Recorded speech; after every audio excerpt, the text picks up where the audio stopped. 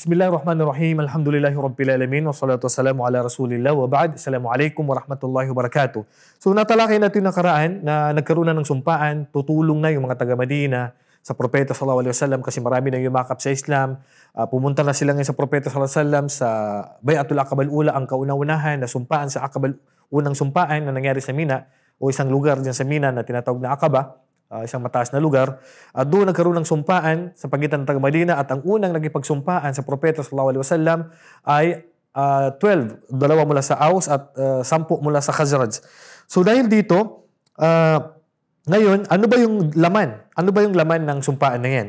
So ang sumpaan na yan ay nanumpa sila na baya na Rasul sallallahu alaihi wasallam ala sam'i wa ta'ati fil usri wal yusr wal manshati wal makrah wa ala asratin alaina wa ala an la nunazi al amra ahlahu wa ala an taqula aw an naqula bil haqqi aynama kunna wala nakhafu ala Allah lawmata laim. So ito yung sumpaan na susundin nilang Propeta sallallahu alaihi wasallam, hindi sila susuway kung ano man ang ayaw nila, hindi sila lalabas sa Propeta sallallahu alaihi wasallam, ano man ang sabihin ng mga tao ay hindi nila ito pakikinggan. So at ipagtatanggol nila ang Propeta sallallahu alaihi wasallam ano man ang mangyari, lalo na pag pumunta na siya sa Madina. So ito na yung laman ng Bay'atu al-Aqaba al-Ula. So pagkatapos dito, marami na nag-Muslim dito na nagpadala na ang Propeta sallallahu alaihi wasallam ng nagda'wa sa Madina.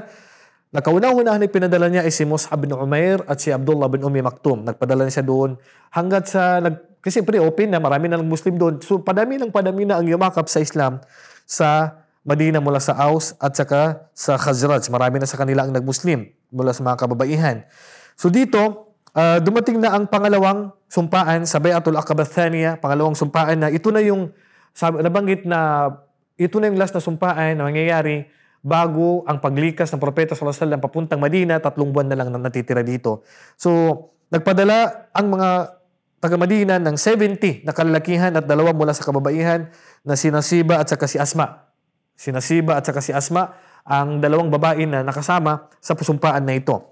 At ganun din, unang-una, dumating sila sa Madina, tinatanong nila kung sino ba yung Muhammad na yan. Wala silang idea.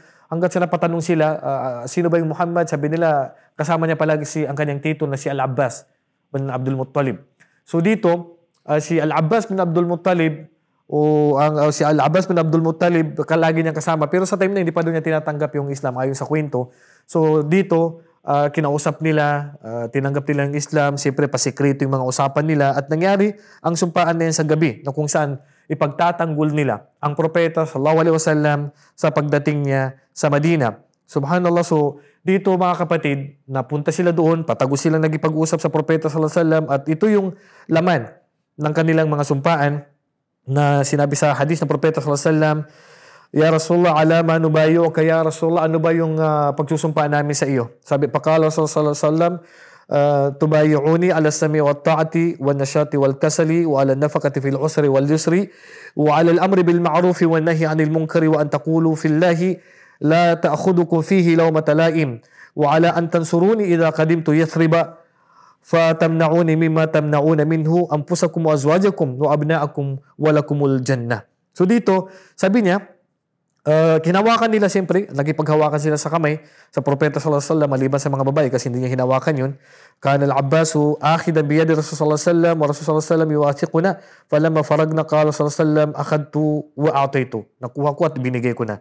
So nagsumpaan sila na susundin nila anuman ang kautusan ng Propeta sallallahu alaihi wasallam, pakikinggan nila ito, ano man ang kanyang sasabihin, magsasabar sila, hindi sila magpapakatamad, magiging porsigido sila sa mga gagawin nila, gagastos sila sa landas ng Allah, sa kahirapan at sa kaluwagan, at ipag-uutos silang kabutihan at ipagbabawal nilang kasamaan at walang makakapigil sa kanila, kahit sino pang pipigil sa kanila.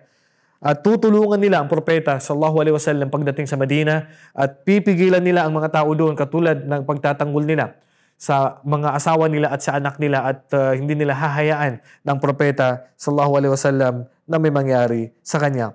So, nangyari ito na 3 months bago ang paglikas ng Propeta sallallahu alaihi wasallam patungo sa Madina. So, dito na actually, ang Yathrib yan ang pangalan ng Madina sa time na hindi pa po napupuntahan ng propeta sallallahu alaihi wasallam. At sabi sa kwento na ang propeta sallallahu alaihi wasallam ay nakarating siya sa Madina sa unang paglikas niya sa buwan ng Rabi'u al-Awwal. So marami na, alhamdulillah, sa pagdating ng propeta sallallahu alaihi wasallam sa pangalawang sumpaan na ito sa Bai'atul Aqabah Thaniya, marami na pong nagmuslim, alhamdulillah. So dito po nagtatapos ang kwento na to sa unang pinaiksi na sira. So ito po ay kwento na nangyari lamang sa Makkah bago po lumikas ang propeta sallallahu alaihi wasallam, na kung saan marami na pong nagmuslim sa Madina, majority sa kanila at lalong-lalo sa mga leaders nila sa Aus at saka ng Khazraj. So sa susunod na mga kwento inshallah, ang pangyayari naman sa Madina inshallah.